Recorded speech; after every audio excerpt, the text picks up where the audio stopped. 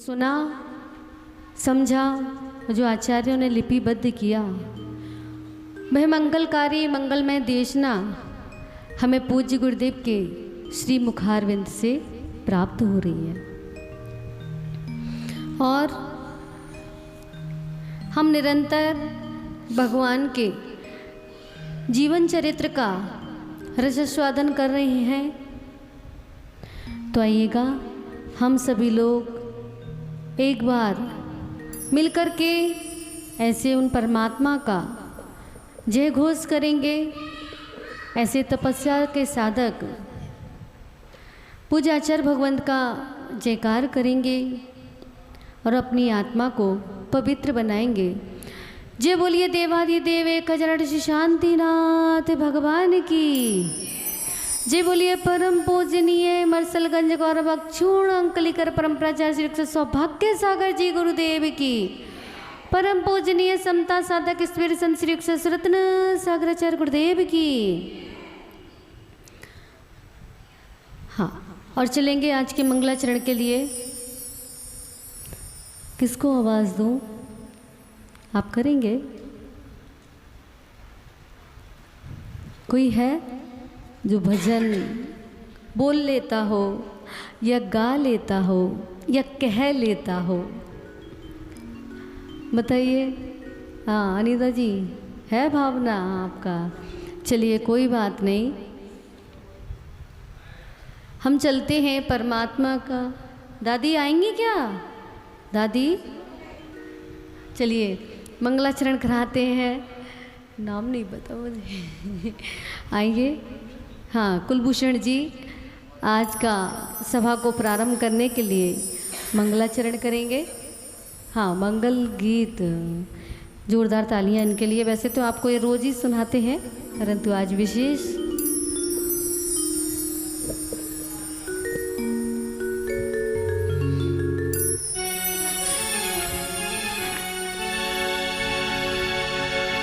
जय बोलिए शांतिनाथ भगवान की जय।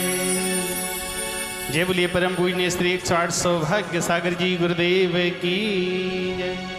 जय बोलिए परम पूजनीय श्री 108 रत्न सागर जी गुरुदेव की। समस्त आचार्य संघ की।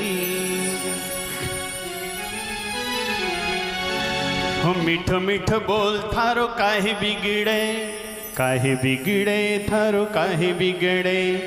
मीठो मीठो बोल थारो काहे बिगड़े, काहे बिगड़े रे थारो काहे बिगड़े।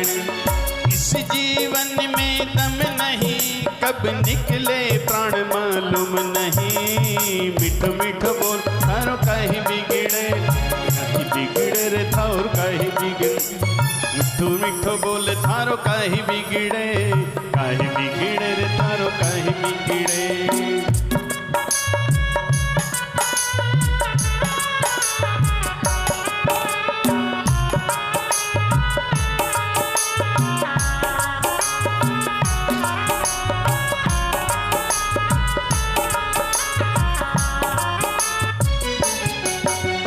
सोच समझ ले स्वार्थ का संसार, लाख जतन कर छूटेगा घर बार। सोच समझ ले स्वार्थ का संसार, लाख जतन कर छूटेगा घर बार। तू जान ले पहचान ले, तू जान ले पहचान ले। संसार किसी का घर नहीं कब निकले प्राण मालूम नहीं। मिठ मिठ बोल थारो काहे बिगड़े, काहे बिगड़े रे थारो काहे बिगड़े। तो मिठो मेल थारो काहे बिगड़े, काहे बिगड़े थारो काहे बिगड़े। गुरुवर की महिमा है अपरंपार, डोलती नैया की है ये पतवार। गुरुवर की महिमा है अपरंपार, डोलती नैया की है ये पतवार। तू जान ले पहचान ले, तू जान ले पहचान ले। संसार किसी का घर नहीं कब निकले प्राण मालूम नहीं। मिठ मिठ बोल थारो काहे बिगड़े, काहे बिगड़े रे थारो काहे बिगड़े।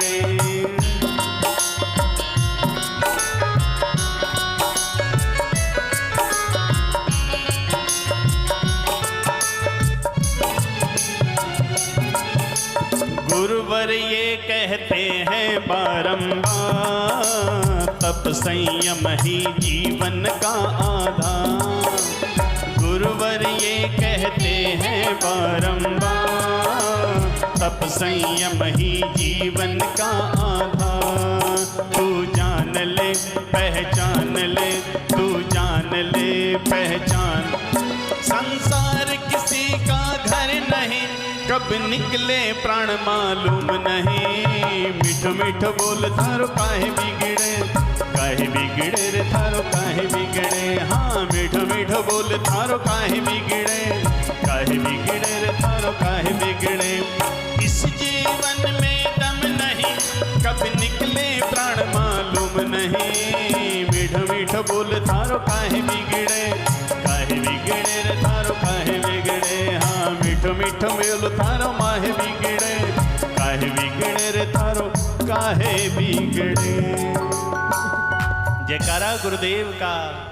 चलिए, बहुत सुंदर भजन, कम से कम ऐसी ताली तो बजाओ। और चलिए,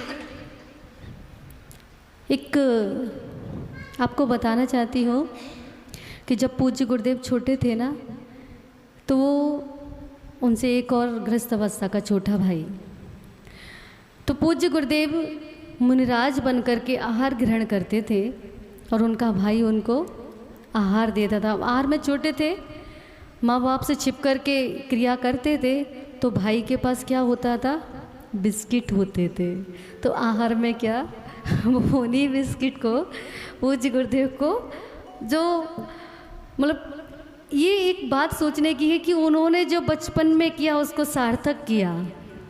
जो उन्होंने वो खेल खेल में जो क्रिया की, जो मुनिराज बनकर के जो उन्होंने वो खेल खेला और छोटे भाई ने आहार आदि कराने का कार्य किया, या फिर ये समझ लीजिए उन्होंने वो दृश्य किया, भूमिका निभाई, वो आज ग्रस्त जीवन में है। और पूज्य गुरुदेव मुनिराज बनकर के, आचार्य बनकर के जिन शासन की और अपनी निज आत्मा का कल्याण कर रहे हैं। तो एक छोटा सा भजन कुछ पंक्तियों के माध्यम से मैं आज आपके बीच में रखना चाहती हूँ। याद आ गया मुझे, तो इसलिए मैं सुना देती हूँ। पूरा तो नहीं सुनाऊंगी, अगर समय हुआ तो देख लेंगे। हो माता ऊषा के आंगन में देखो खेले टिंकू जी, माता ऊषा के आंगन में देखो खेले टिंकू जी, देखो खेले टिंकू जी, ओ भोले भाले टिंकू जी, देखो खेले टिंकू जी, ओ भोले भाले टिंकू जी। ओ माता ऊषा के आंगन में देखो खेले टिंकू जी, ओ माता ऊषा के आंगन में देखो खेले टिंकू जी।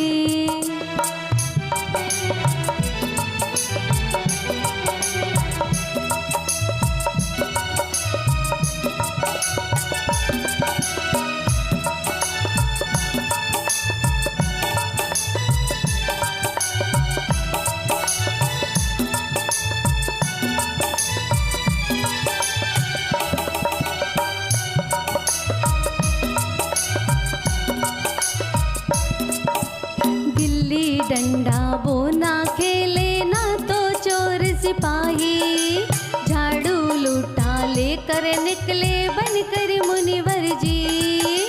गिल्ली डंडा वो ना खेले ना तो चोर सिपाही, झाड़ू लूटा लेकर निकले बनकर मुनिवर जी।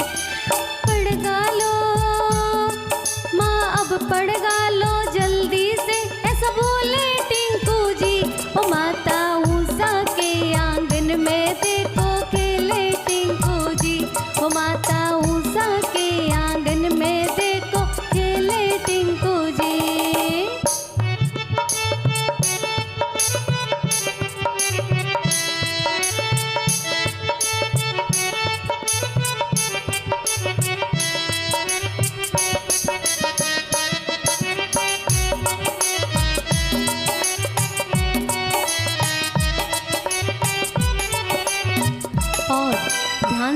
सुनेंगे क्या कहती है माँ। अत्रो अत्रो तिष्ठो तिष्ठो कही कर माँ पड़ गाती।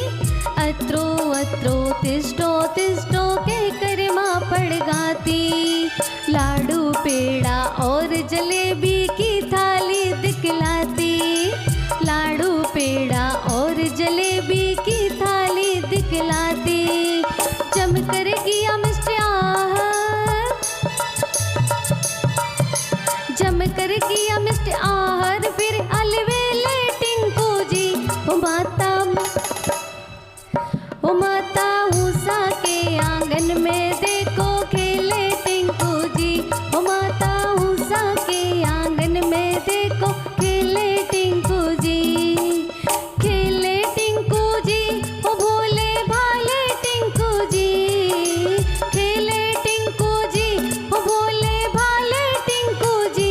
ओ माता उषा के आंगन में देखो खेले टिंकू जी। ओ माता उषा के आंगन में देखो खेले टिंकू जी। ओ माता उषा के आंगन में देखो खेले टिंकू जी। जयकारा गुरुदेव का, नमोस्तु भगवान। चलेंगे पूज्य गुरुदेव के चरणों में यही भावना कि हे गुरुदेव, आपने जो वेश दिगंबर वेश को जो बचपन में खेल खेल में धारण किया, उसको आपने सार्थक कर दिया अपने जीवन में, उसको स्वीकार किया आपने। और हम सभी भी अपने जीवन को मंगलमय बनाएं, निज आत्मा का कल्याण करें। ऐसी उन महान आत्मा श्री शांतिनाथ भगवान के जीवन चरित्र को हमें सुना करके हमारे जीवन को मंगलमय करें। हमारे ऊपर कृपा की दृष्टि आप यूं ही बरसाते रहें। हे गुरुदेव, नमोस्तु नमोस्तु नमोस्तु।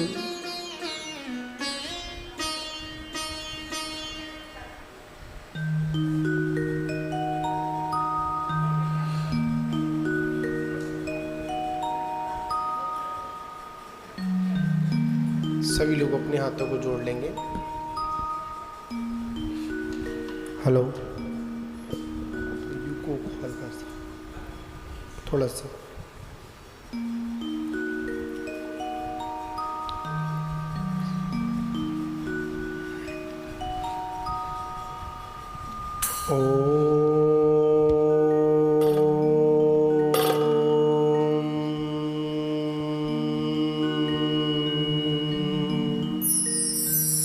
नमः सिद्धेभ्यः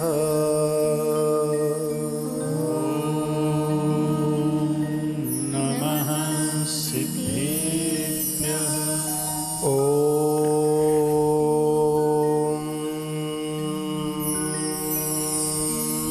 नमः नमः सिद्धेभ्यः। नमः सिद्धेभ्यः।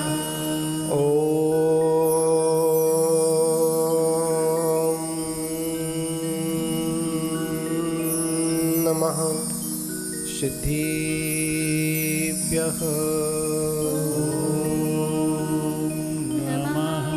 सिद्धेभ्यः।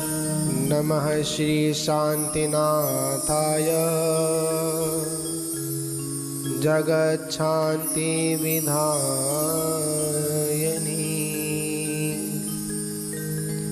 कृष्ण कलमोग शांताय शांति सर्वकर्मणां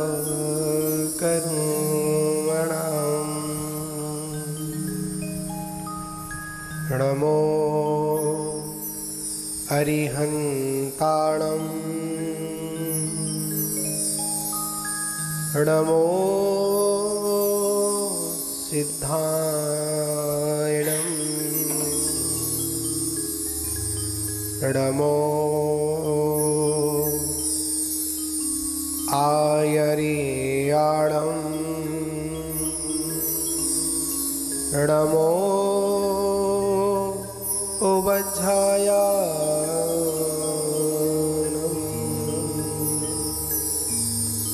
नमो लोई सौवसा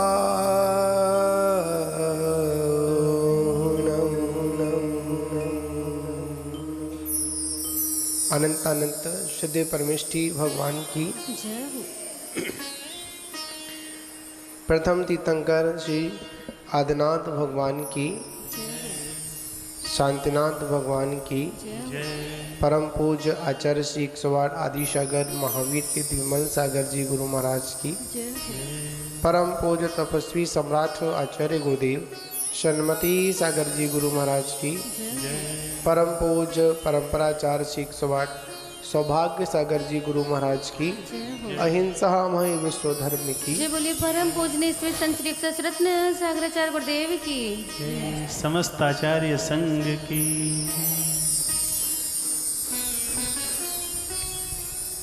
चलिए माँ जिनवाणी की वंदना। हे शारदे माँ, हे शारदे माँ, शारदे माँ, हे शारदे माँ, अज्ञानता से हमें तार दे माँ, अज्ञानता से हमें तार दे माँ। हे शारदे माँ, हे शारदे माँ, हे शारदे माँ, हे शारदे माँ, अज्ञानता से हमें तार दे माँ, ज्ञानता से हमें तार दे माँ।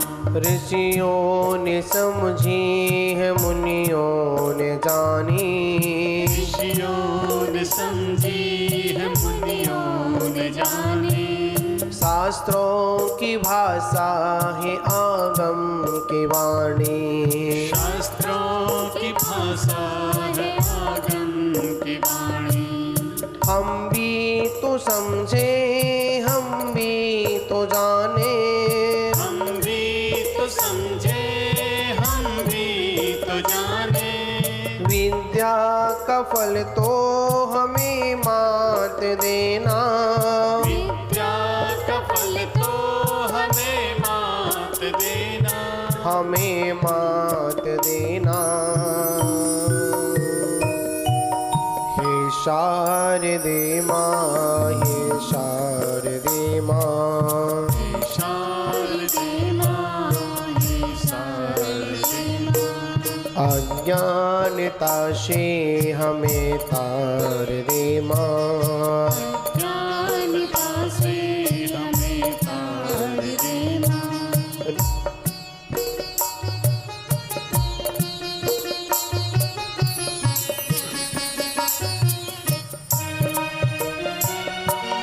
तू ज्ञानदायी हमें ज्ञान दे दे, ज्ञानदायी हमें ज्ञान दे दे, रत्नत्रयों का हमें दान दे दे, रत्नत्रयों का हमें दान दे दे, मन से हमारे मिटा दे अंधेरा, मन से हमारी मिटा दे अंधेरा, हमको उज्वाले का शिव द्वार दे माँ, हमको उजाले का शिव द्वार दे माँ, शिव द्वार दे माँ। हे शारदे माँ, हे शारदे माँ, हे शारदे माँ, हे शारदे माँ, अज्ञानता से हमें तार दे माँ, ज्ञानता से हमें तार दे माँ। हृदय के कमल पर पधारो हे माता, हृदय के कमल पर पधारो हे माता, आकंठ मेरे विराजो हे माता, आकंठ मेरे विराजो हे माता, नमन हो नमन हो नमन हो हमारा, नमन हो नमन हो नमन हो हमारा, समर्पित है हम सब तू देना सहारा, समर्पित है हम सब तू देना सहारा, सहारा। हे शारदे माँ, हे शारदे माँ, हे शारदे माँ, हे शारदे माँ, अज्ञानता से हमें तार दे माँ, अज्ञानता से हमें तार दे माँ, अज्ञानता से हमें तार दे माँ। ओम। द्वादशांग जिनवाणी माता की। आज के मुख्य श्रोता आज की सभा के हैं श्रीमती रितिका जी जैन, श्रीमान योगेश जी जैन, A49 सूरनगर से। एक बार जोरदार तालियां बजा करके इनका अभिवादन करें। पूज्य गुरुदेव से मंगल आशीर्वाद। बहुत सुंदर आशीर्वाद। चलिए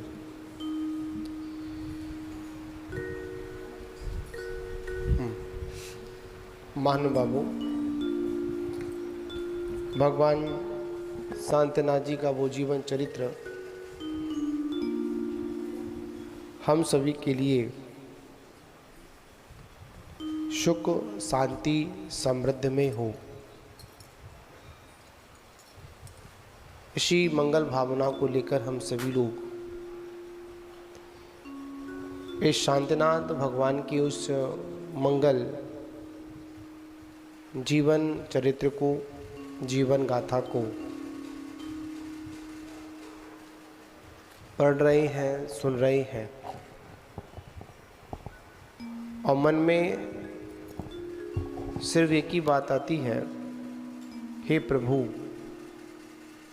इस संसार सागर से जो मैं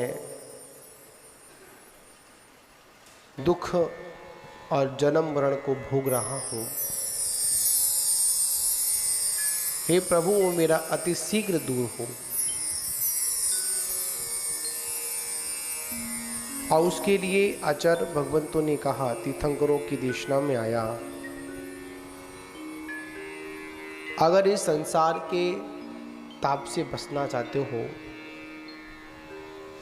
संसार के दुखों से मुक्ति चाहते हो, तो बिना निर्गंथ बने तीर्थंकरों को भी केवल ज्ञान और मोक्ष की प्राप्ति नहीं हुई, तो हम जैसे सामान्य व्यक्ति की तो चर्चा ही अपन क्या कर सकते हैं। शांतनाथ भगवान के उस जीवन पुराण से संबंधित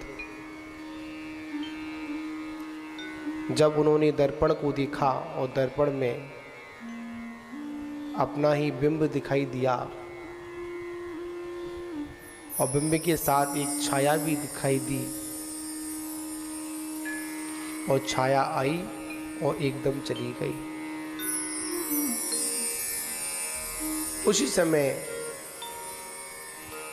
जो मंद राग पड़ा हुआ था, वह राग अब वैराग्य में परिवर्तित होने लगा। वैसे भी जो वैरागी जीव होते हैं, जिनका लक्ष्य ही वैरागी होता है, उन्हों को ये संसार सागर रास नहीं आता है। एक नियोग की बात कहें, रहना पड़ता है, पर अंतरंग में संसार नहीं होता है। बहिरंग में संसार दिखता है, पर अंतरंग में तो मात्र एक ही छटपटाहट रहती है कि कब मुझे ये मौका मिले और मैं इस संसार सागर से पार हो जाऊं। संसार से पार होने वालों की स्थिति तो ऐसी होती है कि जैसे एक पिंजरे में बंद एक तोता, और रागियों की स्थिति ऐसी होती है, कोई पिंजड़ा नहीं है, मात्र कुछ छत पर कुछ दाने डाल दिए जाते हैं, और जब दानों को डाल दिया जाता है और वह पूरे दिन भ्रमण करते हैं, सुबह निकल जाते हैं और शाम को फिर आकर वहीं अपने स्थान पर आ जाते हैं जहाँ पर उनको दाना मिलता है। ऐसे वो रागी जीव है। पर वो तोता पिंजड़े में रहता है। वहां तो माँ दाने खाने को मिलते थे, यहाँ दाने नहीं मिलते हैं। यहाँ तो बहुत अच्छे अच्छे उसको हरी हरी सब्जियां मिलती हैं। लोग उसके पास भी आते हैं, उससे बातचीत भी करते हैं। पर वो तोता एक ही हमेशा दृष्टि रखता है, कब मुझे ये छोटा सा जो पिंजड़ा का जो गेट है ना, ये खुला मुंह मिल जाए और झट मैं यहाँ से निकल जाऊं। और एक बार अगर निकल जाऊंगा तो वापस फिर कभी इस पिंजड़े की ओर अपना मुख नहीं करूंगा। ऐसे ही वैरागियों का जीवन होता है। सारे के सारे काम समय अनुसार होते हैं। जब वो समय आ जाता है तो कोई कितना भी रोकने का प्रयास करे पर वो रुकता नहीं है, निकल जाता है। और जब समय नहीं आता है तो कितना भी निकलने का प्रयास करे पर कोई ना कोई अड़चन, कोई ना कोई योग, जिसको अपन बोलते हैं काल अवधि बोलते हैं, समय अवधि बोलते हैं। जैसी समय की अवधि आती है वैसे ही सारे कार्य अपने आप सहजता से होते चले जाते हैं। तो वो काल अवधि भी आ गई थी और वो काल अवधि भगवान शांतनाथ के जीवन काल में 1 लाख वर्ष की आयु में 75,000 वर्ष के बाद आई। क्षायक समय दृष्टि उसी भव से मोक्ष जाने वाले तीर्थंकर जैसी महान पुण्य प्रकृति सत्ता में पड़ी हुई है, अभी उदय में नहीं आई है। चक्रवर्ती जैसा महावैभव और कामदेव जैसा सुंदर शरीर होते हुए जैसे ही उन्होंने दर्पण को देखा तुरंत वैरागी हो गए। 12 भावना को चिंतन करने लगे और उनकी भावना को और प्रबल और मजबूत बनाने के लिए पंचम स्वर्ग से कौन आ गए? जो ब्रह्म ऋषि होते हैं वो वहां पर उपस्थित होते हैं और वहां पर उपस्थित होकर क्या करते हैं? उन शांतनाथ भगवान के वैराग्य की अनुमोदना करते हैं, उनकी बहुत प्रशंसा करते हैं। हे प्रभु, आपके द्वारा जो उत्तम जो मार्ग चुना गया है यही सच्चा मार्ग है, आपकी जय हो। अगर इस आत्मा को अगर परमात्मा बनाना है तो राग की बेड़ियों को छोड़ना पड़ेगा, वैराग्य और वीतरागता की ओर बढ़ना पड़ेगा। हे प्रभु, आपकी इस चिंतन की हम बहुत बहुत प्रशंसा करते हैं, अनुमोदना करते हैं। बड़ा सुंदर, देखिए सोचने वाली बात है। रागी जब दर्पण में अपना बिंब देखता है तो खुशी होता है, 4 लोगों को बताता है कि आज मैं बहुत सुंदर लगता था। पर वैरागी जब दर्पण को देखता है, अपने मुख को जब दर्पण में देखता है और छोटा सा निमित्त बनने पर, ऐसा नहीं कि उन्होंने पहली बार ही दर्पण देखा होगा, ऐसा नहीं। अपने जीवन काल में शांतनाथ भगवान ने बहुत बार दर्पण देखा होगा, पर छाया एक ही बार पर समझ गए वो छाया नहीं थी, एक संकेत था। निकलिए, आपका जन्म राग में नहीं वैरागी के लिए हुआ है। चलता रहा चिंतन, लोकांतिक देवों ने बहुत प्रशंसा की। अब वो समय आ गया और आने के बाद जब भगवान अपना राज त्यागने के लिए तत्पर हुए, और वन में जाने के लिए प्रस्तुत हुए। और बैरागी के अंतरंग में जब बैरागी की जब किरणें आती हैं तो शायद उनको कोई रोक भी नहीं पाता, चाहे वो जन्म देने वाली माँ क्यों ना हो, चाहे वो भाई क्यों ना हो, चाहे वो बहन क्यों ना हो। जब वैराग्य जब उमड़ के आता है तो कुछ भी नजर नहीं आता। निकल पड़े। वह राजपाट उनको चुभने लगा। राजभवन के सुख अब रास नहीं आ रहे थे उनको, तो झट उन्होंने निर्णय किया क्या करना चाहिए। तब चतुर्णकाय के देव अपने देव और देवियों के साथ आकाश मार्ग से नृत्य गान करते हुए कहाँ पहुंचे? हस्तिनापुर पहुंचे। उसमें सौधर्मेंद्र भी था। जैसे वहां पहुंचे तो भगवान को भक्ति पूर्वक नमस्कार किया। याद रखना, जब रागी जब वैराग्य की ओर चलता है तो रागी लोग रोते हैं। क्यों रोते हैं? जो संबंध बना है ना कुछ क्षण का, उसे क्या मान लेते हैं? उसको शाश्वत मान लेते हैं। बड़े क्षणिक संयोग के बाद जब वियोग होता है तो रागी रोते हैं और वैरागी रोते नहीं हैं, वो तो आनंद सागर में डूब जाते हैं। पूरा राजमहल में एक ऐसा माहौल था कि अब कौन जाने वाले हैं, अब हमारे स्वामी हमारे बीच से जाने वाले हैं। माता भी थी, पिता भी थे, भाई भी थे, बंधु भी थे, सभी लोग थे। पूरी की पूरी सभा लगी हुई है। अब वहां पर जब सभा लगी हुई है तो सौधर्मेंद्र आया।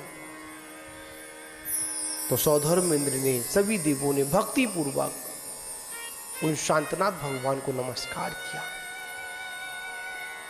और नमस्कार करने के बाद उन्होंने सबसे पहले जो भार था ना अपने सर पर, और जो भार था उस भार को उतार कर ही जाएगा, तो तुरंत उन्होंने अपने ज्येष्ठ पुत्र नारायण को बुलाया। क्या नाम था भगवान के ज्येष्ठ पुत्र का? नाम नारायण था। उन नारायण को बुलाया और नारायण को बुलाने के बाद उन्होंने उस नारायण का राज्याभिषेक कराया। जो गद्दी तो सौंपनी पड़ेगी ना, तो राज की संपत्ति समस्त राजपाट किसको सौंप दिया? अपने पुत्र को सौंप दिया। पुत्र को चाहे कितना भी सौंपना, पुत्र ही कहेगा दे के क्या गए थे। क्या बोलेगा? देकर क्या गए थे। पुत्र वही कुशल पुत्र है, वही कुल का दीपक है, जो अपने पिता के द्वारा जो मिली हुई जो संपत्ति है, जो मिली हुई विरासत है, उसको आगे तक लेकर जाए। सुयोग पुत्र था नारायण। शांतनाथ भगवान ने अब समा लो, अब राजपाट क्या नहीं लगता? अच्छा नहीं लगता। मुझे अब ये राज्य नहीं करना। अभी तक मैंने पर वस्तुओं पर राज्य किया, अब मेरे को स्वयं राज्य करना है, अपनी आत्मा पर राज्य करना है, अपनी इंद्रियों को जीतना है। सौंपने के बाद तदनंतर तत्पश्चात शांत दीक्षा लेने की प्रतिज्ञा अनुरूप भगवान देवों के द्वारा निर्मित रत्नमयी सर्वार सिद्धि पालकी पर आरूढ़ हो जाते हैं। देखिए जोड़ने में कितना समय लगा और छोड़ने में कुछ भी वक्त नहीं लगा। उस 6 खंड पर विजय प्राप्त करने के लिए, दिग्विजय के लिए श्री शांतनाथ भगवान को राज्य अवस्था में 100 वर्ष लगे। 25 वर्ष तक, 25,000 वर्ष तक उन्होंने मंडलेश्वर राजा और 25,000 वर्ष तक उन्होंने चक्रवर्ती जैसे भोगों को भोगा। छोड़ने में कितना वक्त लगा? ये रखी तुम्हारी धर्मशाला, हम चले। पुराणों में ऐसे भी उल्लेख मिलते हैं। पिता ने कहा पुत्रों से, इस राज को तुम संभालो। तो पुत्र ने पूछ लिया, आप क्यों छोड़ रहे हैं? क्या? पुत्र ने पूछ लिया, आप क्यों छोड़ रहे हैं? सुख नहीं है इसमें। जब सुख नहीं है तो मुझे क्यों सौंप रहे हो? ऐसे ही कर कर कर 7 पुत्रों ने क्या ली? दीक्षा को स्वीकार किया। अंतिम पुत्र बचा, छोटा पुत्र बचा। उसको भाई समझा, भाई सब निकल जाएंगे तो इस राज्य का क्या होगा, अभी संभालो, बाद में आप निकल जाना। बहुत से ऐसे आगम हैं, उदाहरण हैं। सुकमाल मुनि के जीवन में जब वैराग्य आया, उनकी मां ने तो कभी उनको सूर्य की रोशनी नहीं देखने दी। क्या हुआ? जब निकले ना तो रात को क्या सुना उन्होंने? अपने पूर्व के मामा मुनि अवस्था में जो चतुर्मास कर रहे थे, उद्यान में विराजमान थे, और जहां तक मां को इतना मोह था कि मुनराजों को नगर में आने की अनुमति नहीं थी। कहीं ये मुनराज की आवाज सुनेगा, और बोल भी दिया था, पहले ही घोषणा थी, जिस दिन ये सुकमाल मुनि की आवाज सुनेगा, नरगंत गुरु के उपदेश को सुनेगा, उस दिन ये एक पल के लिए भी घर में नहीं रह पाएगा। मां बहुत मोही होती है ना, ममता होती है। पूरे नगर में दिगंबर मुनराजों को रुकवाने के लिए मना कर दिया, कोई मुनराज यहां नहीं रुकेंगे। पर जब सुनाई पड़ी आवाज, ना ताले खुले, ना किसी से कुछ कहा, धोतियों की रस्सी बनाकर बांध बांध कर अपने महल से नीचे उतर जाते हैं और वन में चले जाते हैं। सब क्या ये वैराग्य की बातें हैं? जीवन में जिस दिन वैराग्य आता है ना, उस दिन का अनुभव, उस दिन की विशुद्धि इतनी विराट होती है, इतनी महत्वपूर्ण होती है। वैरागियों का वो वैराग्य का दृश्य, वैरागियों का वैराग्य की क्षण इतने महत्वपूर्ण होते हैं। इसलिए आचार्य भगवान कहते हैं कि हमेशा यतियों को दीक्षा लेने के बाद, मुनियों को दीक्षा लेने के बाद अपने दीक्षा दिवस को हमेशा याद रखना चाहिए। वो प्रेरणा देता है, हमारे संयम को वृद्धि करता है, वैराग्य को मजबूत करता है। ऐसे बहुत से उदाहरण हैं। अंतिम केवली जम्मू स्वामी का जीवन चरित्र।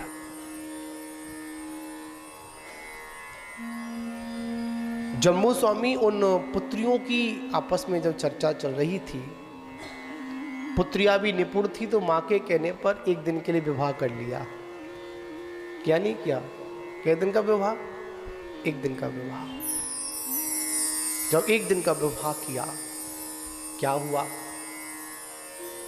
रानी भी, वो पुत्रियां बोलती हैं, कन्याएं बोलती हैं, एक बार आ तो जाएं, फिर तो हम फंसा ही लेंगे, एक नहीं 4-4।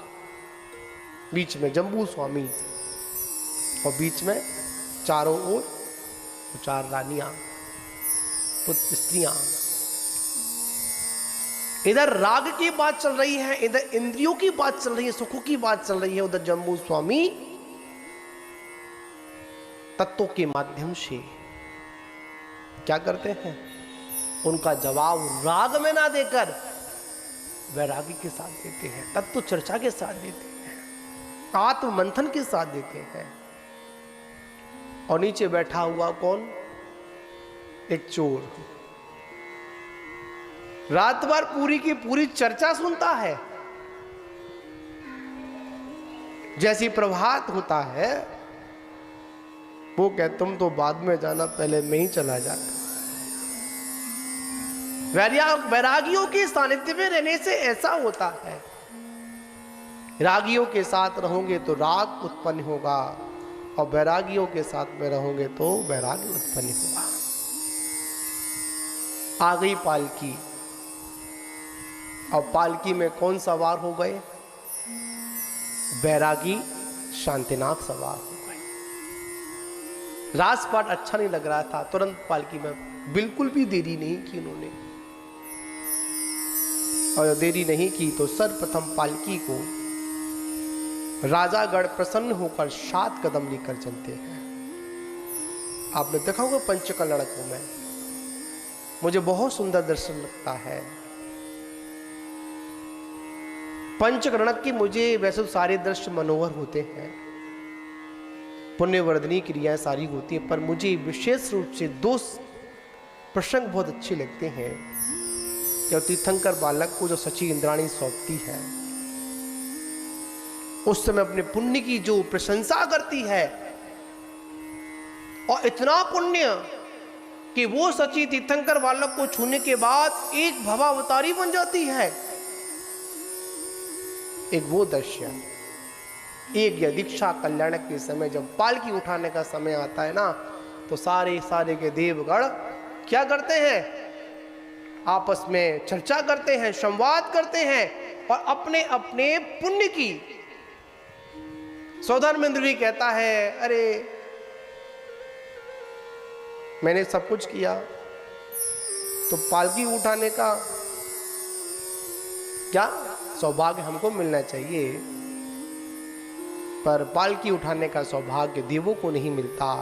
पालकी उठाने का सौभाग्य सर्वप्रथम उसको मिलता है जो संयम को स्वीकार करता है। उस समय सौधर्मेंद्र कहता है सब कुछ ले लो। क्या कहता है, मेरा सब कुछ ले लो, पर एक क्षण के लिए मुझे क्या दे दो, बस मनुष्य पर्याय दे दो, जिससे भगवान की पालकी उठाने का सौभाग्य मुझे पहले मिले। संयमियों की पालकी वही उठा सकता है जो संयम को स्वीकार कर सकता है, और जो संयम को स्वीकार ही नहीं कर पाएगा वो क्या पालकी उठाएगा। तो सबसे पहले राजागण क्या करते हैं, 7 कदम चलकर पालकी उठाते हैं। उसके बाद 7 कदम चलकर विद्याधर क्या करते हैं, उस पालकी को उठाते हैं। यहाँ सौधर्मेंद्र का पुण्य बहुत पीछा हो जाता है। एक मनुष्य के यहाँ की कर्म भूमि मनुष्य के आगे सौधर्मेंद्र नतमस्तक हो जाता है।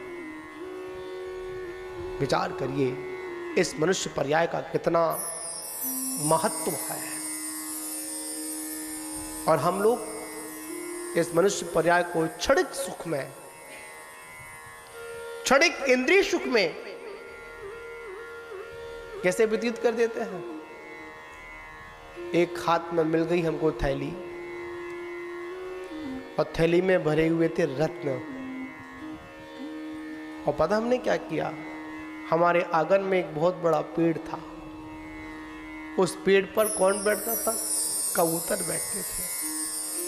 हमने क्या किया, उन रत्नों से किसको उड़ाया, सिर्फ कबूतर को उड़ाया।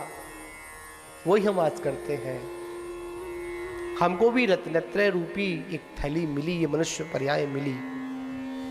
क्या करते हैं अपन, किसको उड़ाते हैं, सिर्फ काख को उड़ाते हैं, विषयों को उड़ाते हैं, और जब थैली खर्च हो जाती है तब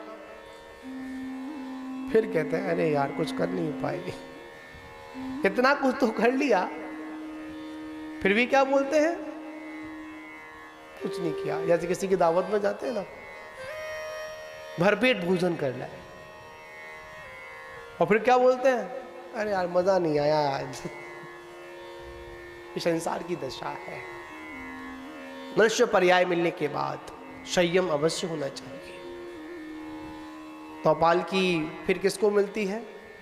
7 कदम राजागढ़, 7 कदम विद्याधर।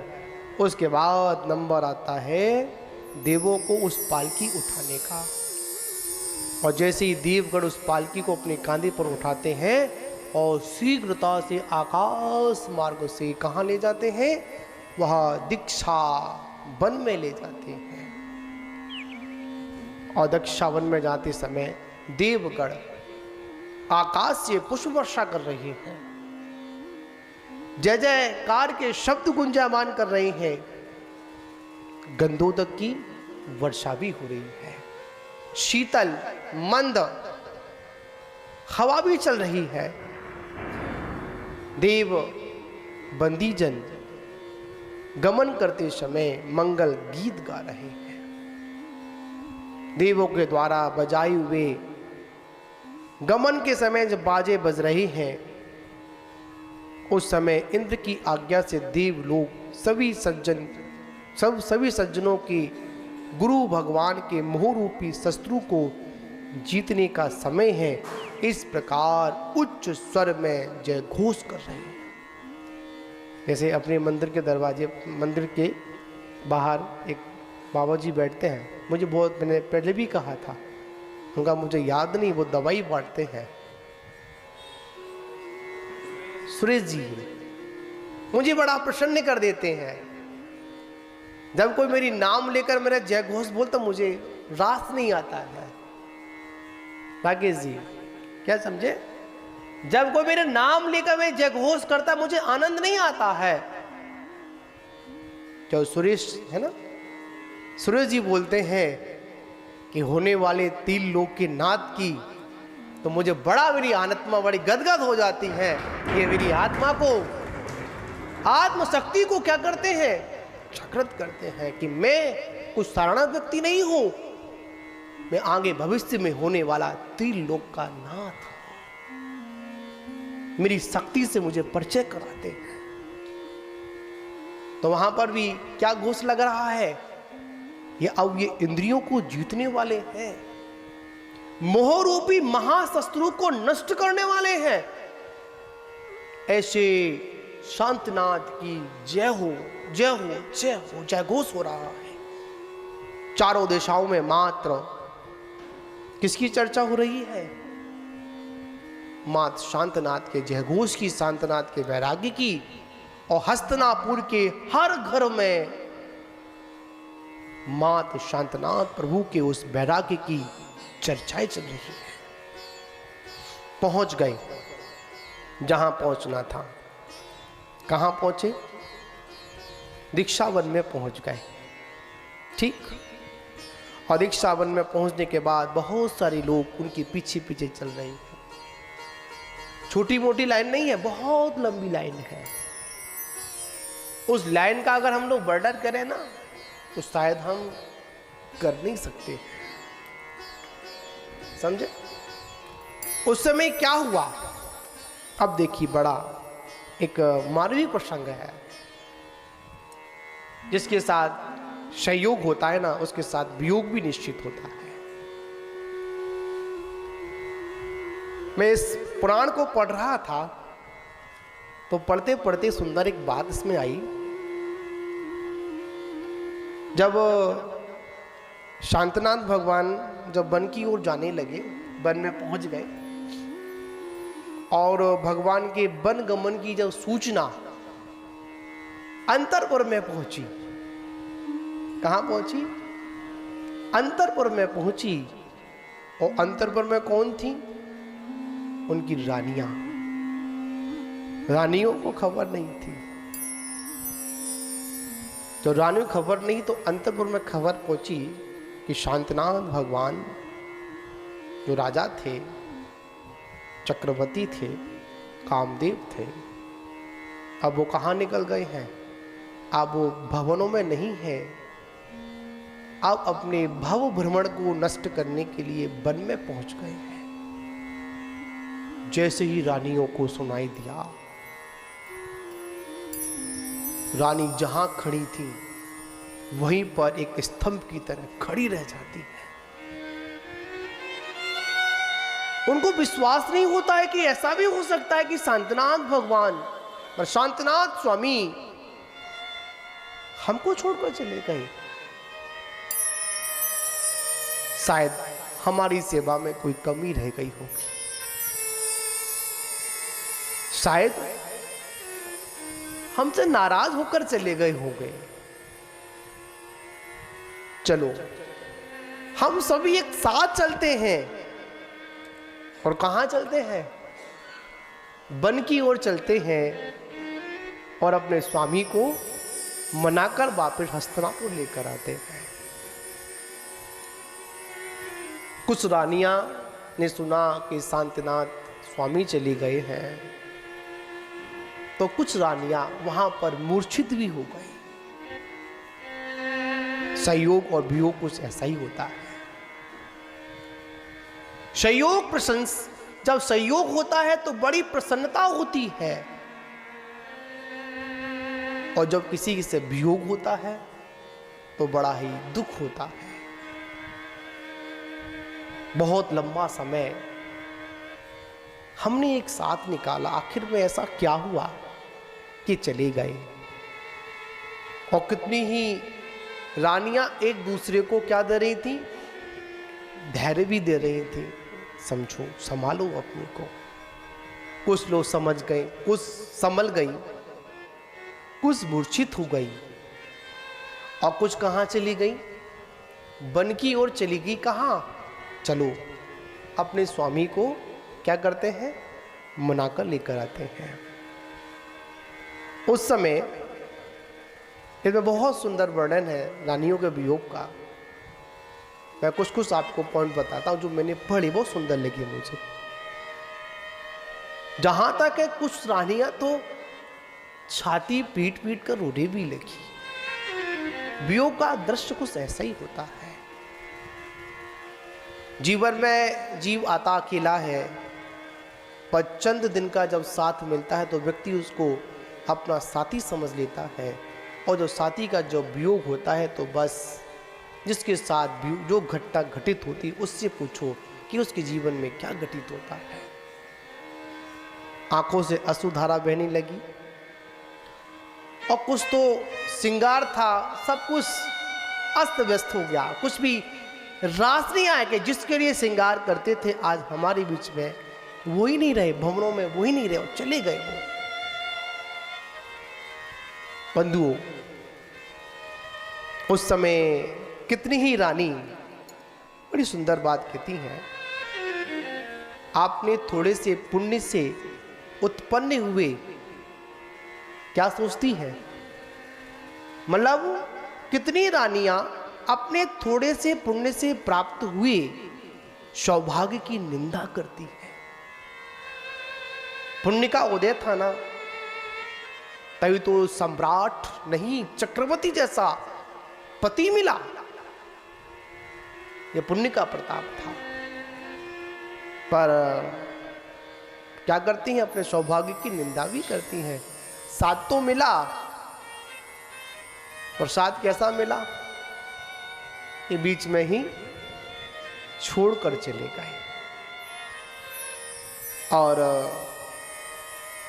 बहुत रानियों ने समझाया, कुछ रानियों ने जैसा भी बना चले गए, और शांतनाथ भगवान के पास जाकर कुछ लोग बैठ गए। और जैसे ही बैठे तो उसमें उनका छोटा भाई चक्र आयुध वो भी उपस्थित थे। राजा भी थे, मंत्री भी थे, सभी लोग वहां उपस्थित थे। तो संयम रूपी लक्ष्मी की अभिलाषी शांतनाथ प्रभु चक्र आयुध अपने आदि भ्राता नगर वासियों के साथ इंद्रों के सवार महोत्सव में दृष्टिगोचर होकर सहस्माग्र वन में पहुंच गए। और वहां पहुंचे, सभी लोग बैठे हुए हैं। अब बैठने के बाद एक शीतल छाया वाला वृक्ष था, उसकी एक नीचे एक शिला थी।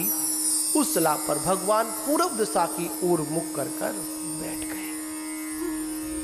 और जैसे ही बैठे और पालकी से उतरे और बैठने के बाद उन्होंने मन वचन काय की विशुद्धता पूर्वक मोह को नष्ट करने के लिए सबसे पहले उन्होंने अपने वस्त्राभूषण को उतार दिया। 10 प्रकार के बहिरंग और 14 प्रकार के अंतरंग परिग्रह का त्याग कर दिया। जिस वस्त्रों को पहनकर वो सुशोभित होते थे या वस्त्र उनका स्पर्श करके सुशोभित होता था, ऐसे वस्त्रों को निकाल दिया। वस्त्र भी निकाल दिए। अंतरंग का बहिरंग का सारा परिग्रह को छोड़ने के बाद शिला पर पद्मासन में बैठ जाते हैं और शुद्ध भगवान को नमस्कार करते हुए नमः सिद्धिभ्या कहते हुए अपने घुंघराले वालों को पंच मुष्टि के माध्यम से निकालकर रख देते हैं। महान बाबू, आज वही परंपरा आज भी चली आ रही है। पवन के वज्र वृषभ नारायण शनन होता है, वह पंच मुट्ठी कृष्णोच करते हैं। और आज के मुनराज अपने अपने हिसाब से क्या करते हैं, कृष्णो संपन्न करते हैं। और पंच मुष्टि नमस्कार करने के बाद शांतनाथ भगवान ने मोह रूपी बेल के ऊपर ऊपरी भाग पर सदृश केशों को निकाल दिया, दिगंबर अवस्था को स्वीकार किया। और जेठ कृष्ण चतुर्दशी है ना, क्या किया उन्होंने, उसी दिन उन्होंने क्या किया, संध्या काल के समय भरणी नक्षत्र में शांतनाथ भगवान ने प्रसन्न चित्त होकर उस जैनेश्वरी दीक्षा को स्वीकार किया।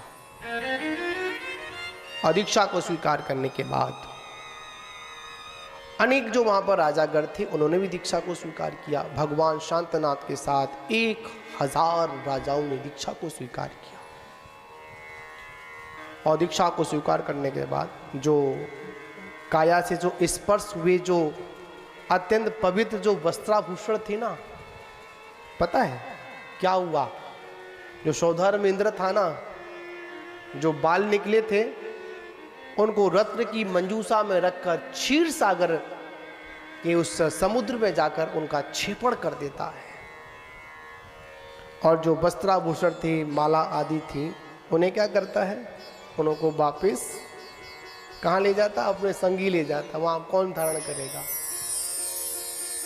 वो देवी ले जाता है। इस प्रकार भगवान पता कैसे प्रतीत हो रहे थे, बीच में एक बहुत बड़ा कल्प वृक्ष हो और उनको घेरे हुए छोटे छोटे लघु कल्प वृक्ष हो। शांतनाथ भगवान जैसे ही दीक्षा लिया और दीक्षा लेने के बाद उनको 4 ज्ञान की प्राप्ति हो जाती है। चौथा ज्ञान प्रकट हो जाता है, मन पर्याय ज्ञान। 1 नहीं 2 नहीं, एक साथ 63 रिद्धियां प्रकट हो जाती है। मुनि नहीं होते हैं, हमारी तरह सामान्य मुनि नहीं, महामुनि बन जाते हैं, रिद्धिधारी मुनि बन जाते हैं। और रिद्धिधारी मुनियों को पीछे की आवश्यकता भी नहीं होती है,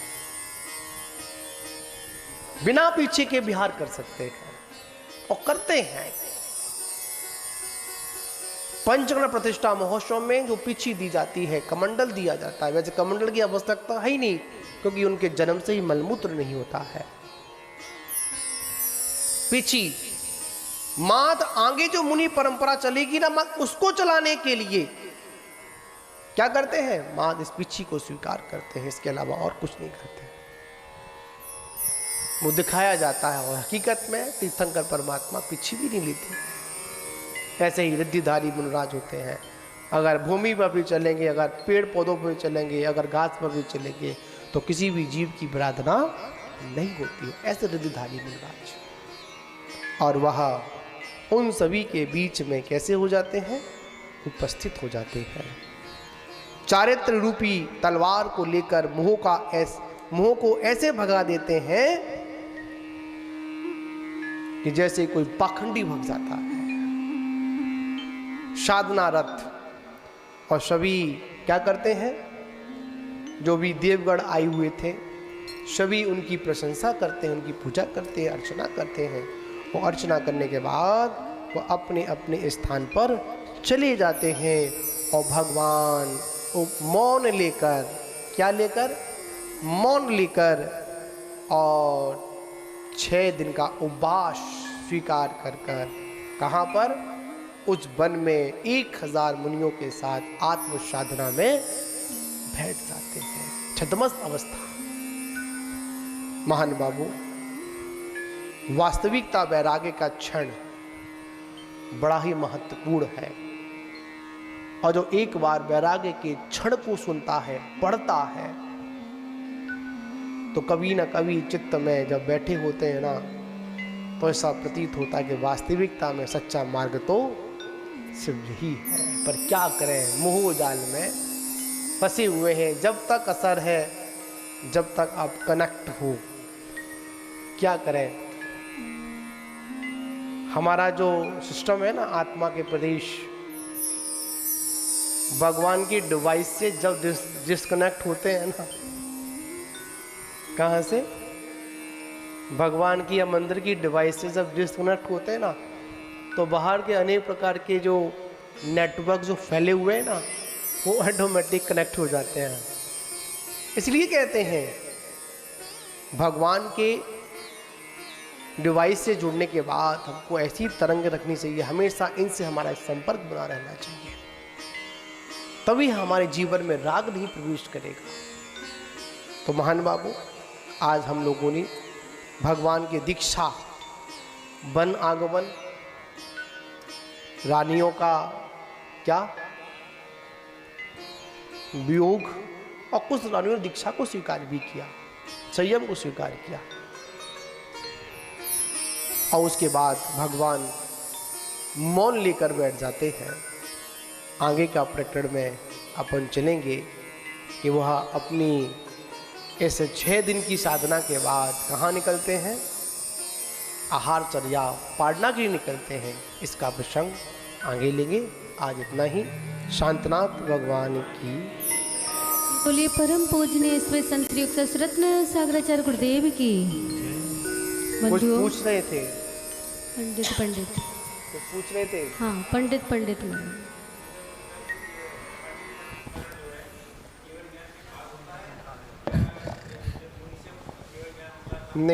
नहीं। पंडित जो मरण होता है वो केवल ज्ञान के बाद होता है। केवलियों की पंडित मरण होता है, और जो मुनराज होते हैं उनके जो अपन ये कहें एक नहीं उनके पंडित मरण होगा। जो निर्विकल्प उत्कृष्ट समाधि करते हैं उनके मतलब पंडित मरण होता है। हम लोगों के पंडित मरण अपेक्षा से कह देते हैं, उसमें कहते हैं। हाँ, मरण शब्द जो शब्द आया तो जो आयु कर्म के निषेध पूर्ण होंगे तभी मरण होगा। लो, ये पर्ची किसकी है? 13 तारीख की है। रश्मि जैन, आका अशोक जैन की है। चलिए आइएगा। मैं एक बात पूछना चाहती हूँ कि जो माताएं बहनें आहारचर्या में जो शुद्ध वस्त्रों का प्रयोग करते हैं, वह शुद्ध वस्त्र आप लोग शाम को अलग से धो करके डालते हैं या अपनी अलमारी में जो रखे रहते हैं उन्हीं से पहनते हैं? शाम को अलग से डालते हैं ना? हाँ, शाम को अलग से धो करके आप डालें, फिर उन वस्त्रों को आप प्रयोग करें। ये नहीं कि धुले हुए आपकी अलमारी में रखें तो वो शुद्ध हैं, ऐसा नहीं करना है हमें। शाम को अलग से डाल करके फिर सुबह उनको आपको इस्तेमाल करने हैं। चलेंगे, एक नाम आया है हमारे पास, आदरणीय श्री सागर चंद जी जैन एक भजन के लिए आए, और छोटा सा भजन पूज्य गुरुदेव के चरणों में रखें। हाँ, चालीसा भी होगा उसके बाद में। और कल के मुख्य श्रोता के लिए सौभाग्यशाली परिवार का नाम आया है श्रीमती रश्मि जैन, श्री अशोक जी जैन, A95 रामपुरी से। जोरदार तालियां बजा करके इनका अभिवादन करें।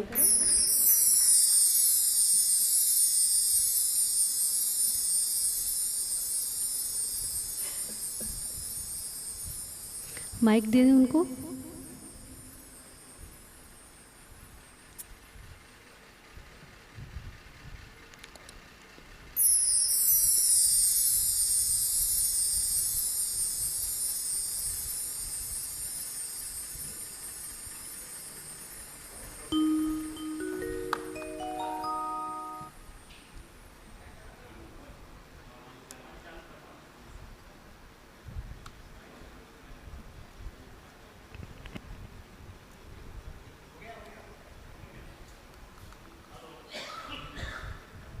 ऑन कर लीजिए उसको, ऑन।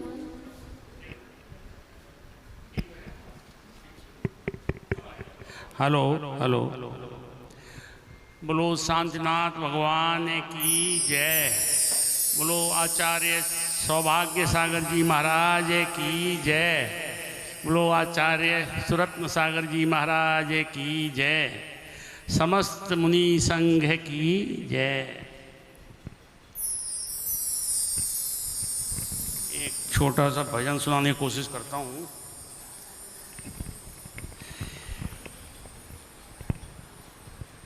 मेरे शाश्वत शरण सत्य तारण तरण ब्रह्म प्यारे, तेरी भक्ति में क्षण जाए सारे।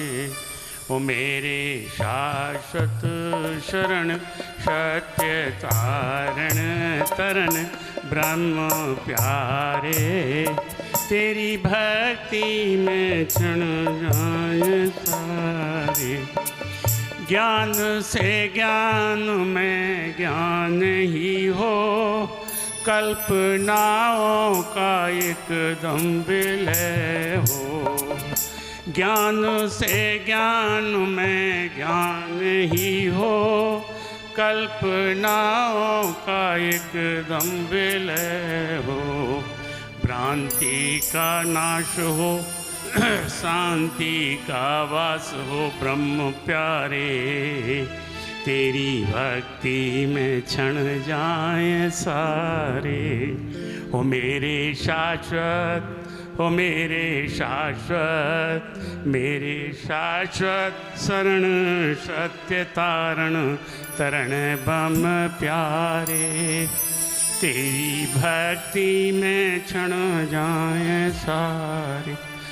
सर्वे गतियों में रह गत से न्यारे, सर्व भावों में रह उनसे न्यारे।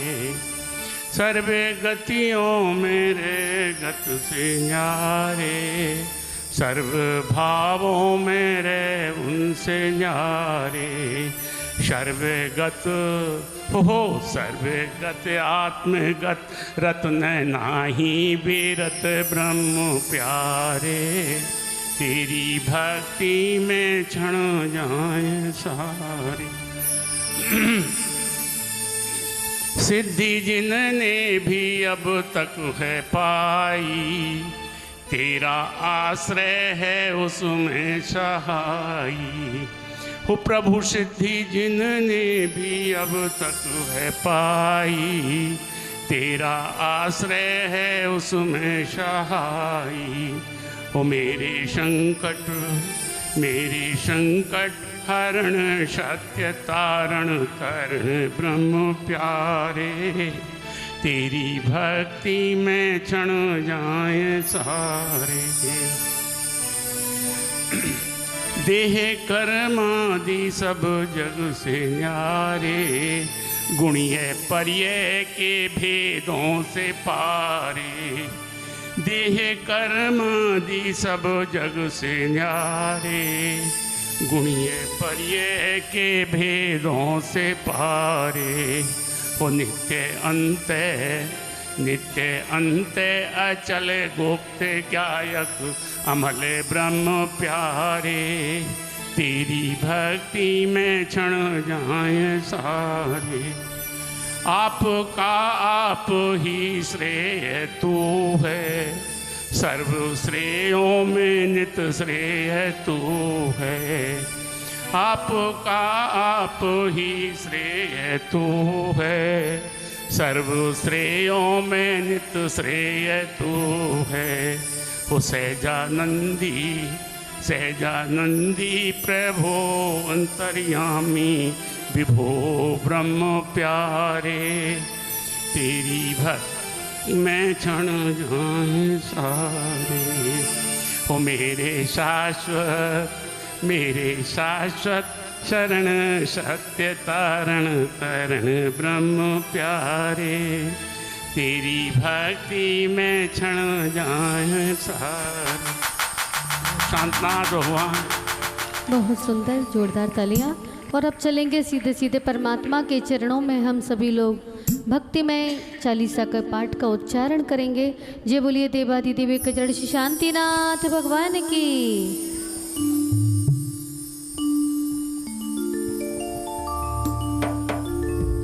महाप्रभु को नमन है जिन वाणी का ध्यान, सर्व साधु की भक्ति से होवेगा कल्याण।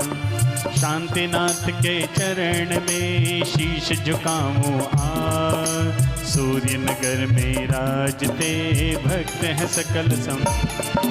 शांतिनाथ भगवान हमारे नमन चरण में प्रभु तुम्हारे। श्रद्धा भक्ति मन से ध्यान, सुख पाने को दर पर आ। ब्रजपुर नगरी वैभवशाली, चारों तरफ बहे खुशहाल। ऐरा देवी गर्भ में आए, विश्वसेन नृप खुशी मनाए। जन्म हुआ बाजे बजते थे, इंद्र के सिंहासन हिलते थे। क्षण भर नरकों में हुई शांति, दूर हो गई सबकी प्राण। जन्मोत्सव की हुई तैयारी, अब आई देवों की बात। ऐरावत हाथी को लाए, पांडुक वन अभिषेक। तांडव नृत्य सुरेंद्र ने कीना, मनमोहक मन को हर।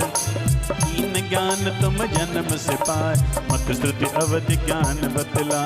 माता बालक बोध खिलाते, सखियां उनसे बात मिलाते।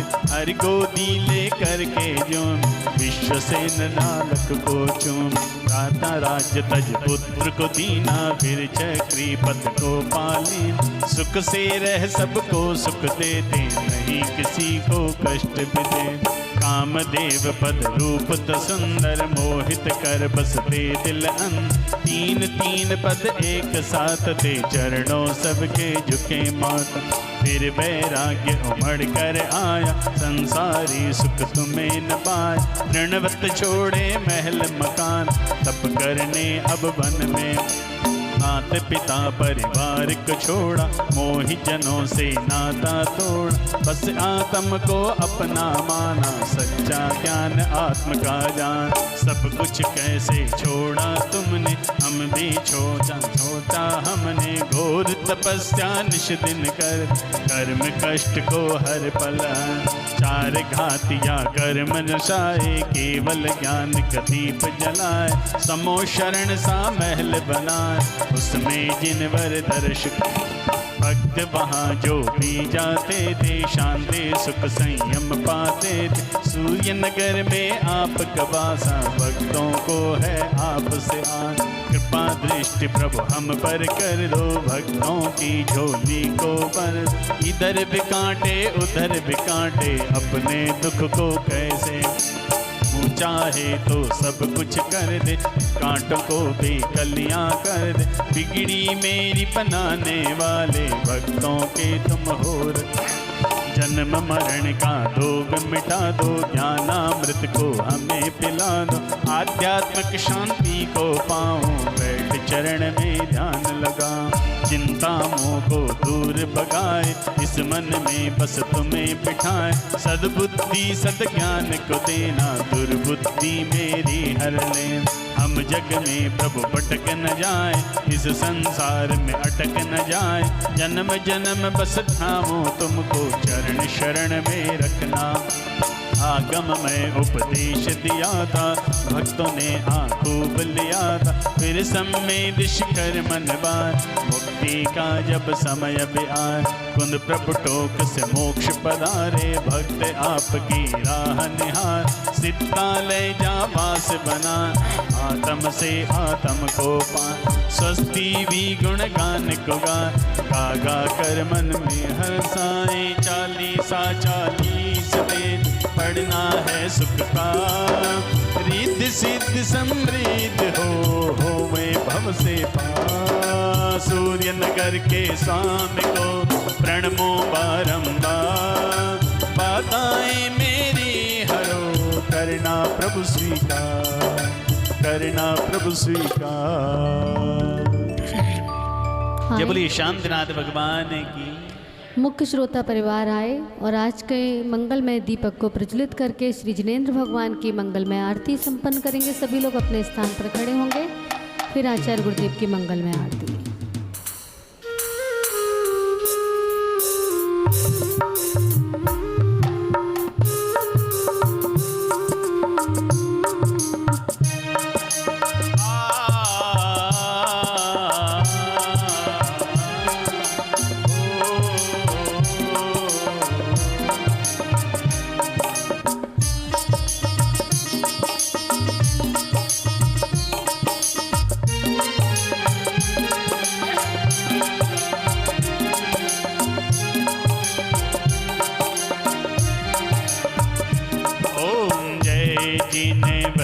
देवा स्वामी जय जिनेवर देवा।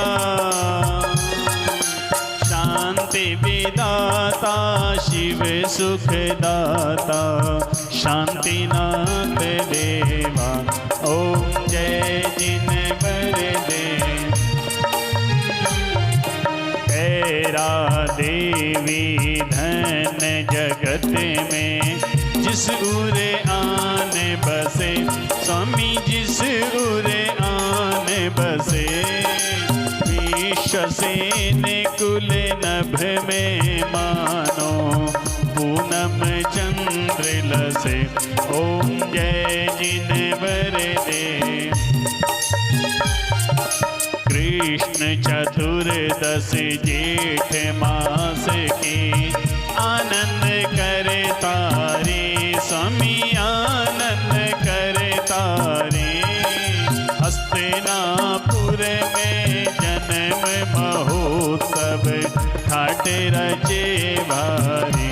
ओम जय जिनेवर देव। बाल्यकाल की लीला अद्भुत सुर नर मन भाए स्वामी सुर नर मन भाए। न्याय नीति से राज कियो चिर सबको सुखदाय। ओम जय जिनेवर देव। पंचम चक्री काम द्वादशम 16 तीर्थंकर स्वामी 16 तीर्थंकर। त्रैपदधारी तुम ही मुरारी ब्रह्मा शिव शंकर। ओम जय जिनेवर देव। भवतन भोग समझ क्षण भंगुर मुनि व्रत धार लिए स्वामी मुनि व्रत धार लिए। सट खंड नवनिधि रतन चतुर्दश तृणवत छार दिए। ओम जय जिनेवर देव। दुर्ध्वर तप कर कर मन निवारे केवल ज्ञान लहा स्वामी केवल ज्ञान लहा। दे उपदेश भविक जन बोधे ये उपकार महा। ओम जय जिनेवर देव। शांतिनाथ है नाम तुम्हारा सब जग शांति करो स्वामी सब जग शांति करो, अर्ज करे सेवक चरणों में, भव आताप हरो। ओम जय जिन बर दे, ओम जय जिन बर देवा, स्वामी जय जिन बर देवा, शांति विदाता शिव सुखदाता, शांतिनाथ देवा, ओम जय जिन बर देवा। बोले शांतिनाथ भगवान की।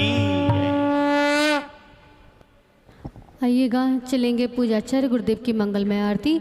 जय बोलिए परम पूजनीय मरसलगंज गौरव चूड़ अंकलिकर परम प्राचार्य श्री सौभाग्य सागर जी गुरुदेव की, परम पूजनीय स्थिर संत श्री सुरत्न सागराचार्य गुरुदेव की। जय गुरुबर जय सौभाग्य सागर, जय गुरुबर सुरत्न सागर, हम सब उतारे तेरी आरती हो गुरुबर, हम सब उतारे तेरी आरती।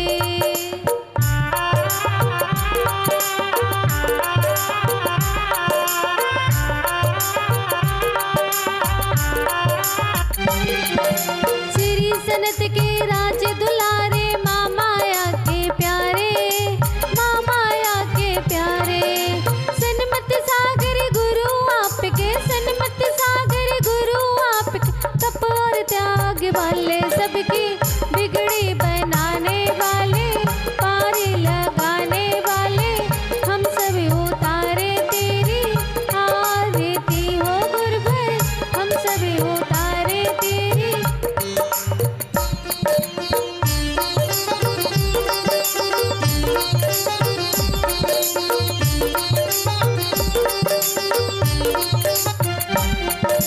तुम हो गुरुवर दया के सागर, दया का सागर भर दो, दया का सागर भर दो। तुम हो गुरुवर क्षमा के सागर, तुम हो गुरुवर क्षमा के क्षमा का सागर भर दो गुरुवर। दीनों के नाथ सहारे, भव भव के तारे निहारे, हम सब उतारे तेरी। हम सब उतारे तेरी आरती।